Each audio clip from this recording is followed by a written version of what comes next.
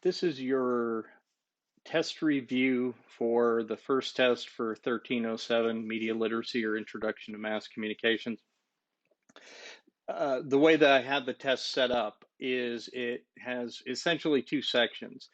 I will have 30 multiple choice questions that will come directly from the chapter quizzes, and you will have those to review. And then I'll have four essay questions that I'll discuss in much more detail to let you know exactly kind of what I'm looking for there for your answers and length of answers, that kind of thing, exactly what I might want put in there. You're going to have the opportunity to review these questions. You'll see the questions and what they are for each chapter. I have one question per chapter, so I have four questions. Those will be worth 10 points each. So the multiple choice are 60 points. The four short answer or essay questions are um, 10 points each. So the remaining 40 points. Um, so let me dive into that so we can start looking at it.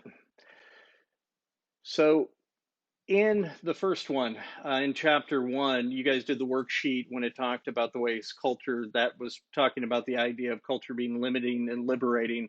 So what I would like you to do in this one is give two detailed explanations of where culture can either be limiting or liberating, and understanding how different communities, different groups, different organizations, the way certain people are raised. Um, it depends on religious organizations or the part of the country that you're raised in. You could see those as limiting and liberating. And when I talk about that, it's kind of how your understanding of what is a limiting culture. How can it, the cultures that determine the way you dress, who you can see, whether or not you travel, and same way liberating. So each one of those have to be their own separate example. So when I'm asked usually how long these essay questions have to be, I traditionally answer pretty vaguely saying, okay, well, it needs to be written until it's done. You probably don't want to go over 250 words on these, but what you will need to do is now I'm not saying it has to be a minimum of 250. You can answer it completely in less than that. That's fine. Just remember in these essay questions to explain to me or to really clarify to me that you understand what the question is and what your answer is. Examples are always going to be the best way to do that. So two ways, there's two parts to this: how culture can be limiting and how culture can be liberating. And it's pretty broad in what you consider different cultures. And so the examples should be pretty easy to come by. That is the same question, so don't do that one. This is about publishing and censorship. So there is the big chunk on censorship, and we're not long far away from the Censored Books Month.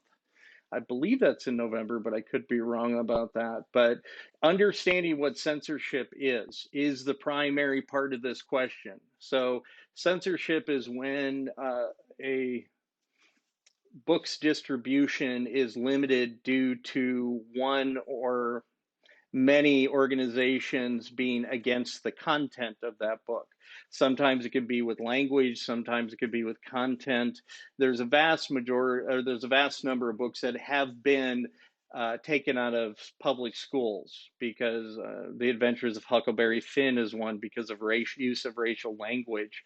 Um, and To Kill a Mockingbird is another one that's been taken out of schools for that very same reason. There was a children's book called Heather Has Two Mommies, which was talking about alternative family lifestyles and children who are raised in alternative households, or what would be considered alternative. That's not really actually the correct language right now, but at the time it was kind of brought across for that. And so when you read this, when you're looking at this, you're talking about censorship.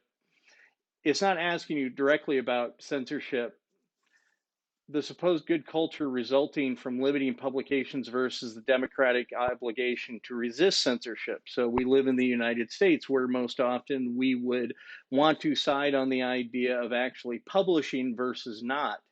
If you were a publisher, how would you decide the conflict?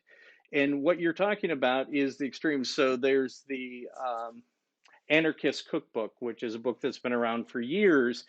Now, all this information you can find on the internet, but for a long time, if you wanted to learn how to build a pipe bomb at home, you had to purchase the Anarchist Cookbook, and there was only one outlet where you could purchase it, but it was sued several times because of fatalities that occurred where they felt like this book was associated to it. It kind of gave you all the special forces recipes for espionage and booby traps and bombs and things like that.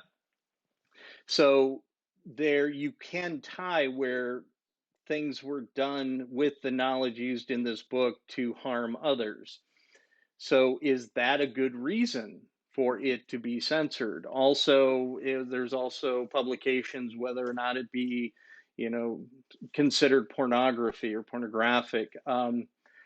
The There's several books that kind of fall under the book, very famous book Lolita is deals with subjects of pedophilia and dealing with that, and should it be published at will or should it be restricted in some cases? So what you are doing is you're answering the question as if you were the person making the decision.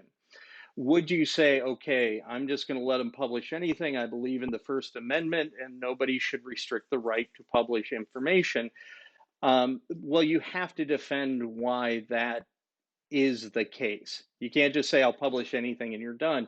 You'd say, well, I would publish anything because I feel like the right of the First Amendment and the right to produce this information is more important than any benefits that restrict, or something in that general area, but defend what you're going to say. If you would restrict what you would publish as a publisher, what would that be based upon? Would it be based upon potential public harm? Whether or not it's too tawdry, it's not sufficient for the public good, if it's producing material that is seen as detrimental as a whole to the public, and what would be the line? Where do you draw that line? You're going to see that question from me quite often.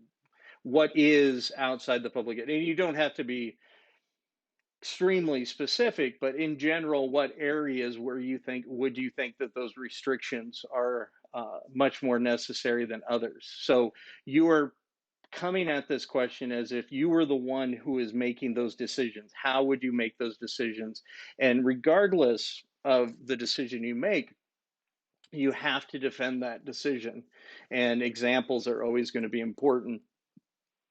With this, avoid the desire to say, well, I would publish some and not publish others. It gets too much in the woods. Just be real specific on a couple points about where you would draw that line if you would, and if you would not draw that line and choose not to restrict the publication of anything, then why? What is the benefit to the public as a whole? Now, I showed you guys the journalism video from John Oliver, so this will be kind of a spin-off of that and what he was talking about. Describe the current state of newspaper readership. How will it affect the future of newspaper as an advertising medium, a business, and as a cultural force? So I doubt most of you guys, or if any of you guys actually read a paper on a daily basis. That's not really done as much by most people. The news you get from newspapers usually will come online. The problem is that daily newspapers are still doing about 80% of the original reporting that's being done, whether it be a local weekly newspaper or whether it be a national daily.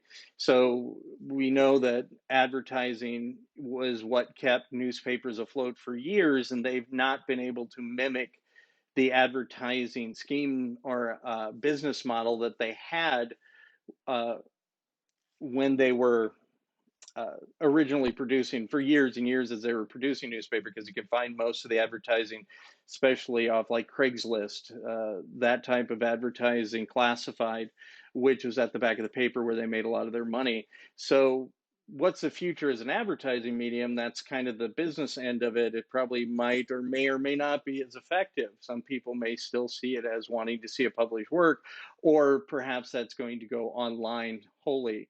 But as a business, but also a cultural force, how we get our news, how we get our information, how, because it has lost a lot of that cultural clout that it had for years and years, because it was one of the only places aside from a broadcast or a radio broadcast to get your news. And as a cultural force, how is that going to affect? So you can base your answer off of the John Oliver piece talking about journalism. And because when he's talking about journalism, he's talking about newspapers, because that's still traditionally where a vast majority of original journalism is done. And so you can kind of work it around that one if you would like. And I think that might be the easiest way to answer it. And again, don't forget, examples are always imperative for all of that.